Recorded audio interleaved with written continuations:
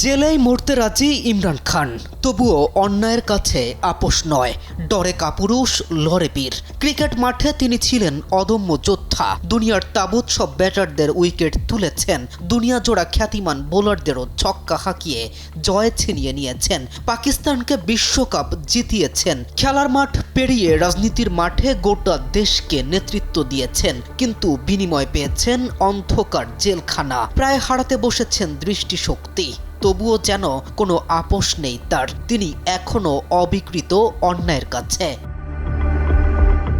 কারাবন্দি জীবনের সুযোগ মেলে না পরিবারের সঙ্গে কথা বলার, মেলে না সুচিকিৎসা। দুই ছেলে কাসিম ও সুলাইমান বহু মাস পর জেলে থাকা তাদের বাবার সঙ্গে ফোনে কথা বলার সুযোগ পান খুবই অল্প সময়ের জন্য। রাষ্ট্রীয় আইনে নিয়মিত কথা বলার সুযোগ নেই, জানা মুশকিল শারীরিক অবস্থা। কেমন আছেন ক্রিকেট মাঠের সেই অদম্য যোদ্ধা, কি খেয়েছেন, চোখের অবস্থাই বা কেমন? যে বয়সে সন্তানদের পাশে থেকে জীবন উপভোগ করার কথা, রঙিন পৃথিবীর রং উপভোগ করার কথা, সে বয়সে ছায়াসঙ্গী তুমুল অন্ধকার।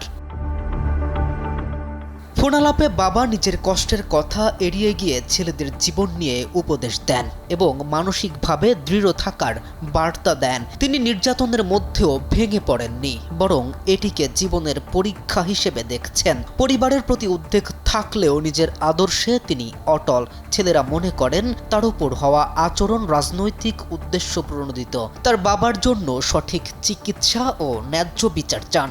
দীর্ঘদিন নীরব থাকার পর এখন পরিস্থিতির কারণে তারা প্রকাশ্যে কথা বলছেন। ঝুঁকি থাকা সত্ত্বেও বাবাকে দেখার জন্য তারা দেশে যেতে চান। তাদের মতে আদর্শের সঙ্গে আপোষ করার চেয়ে সংগ্রাম করেই বেঁচে থাকা তাদের বাবার জীবনের মূল শিক্ষা। K M Rafin, news 24।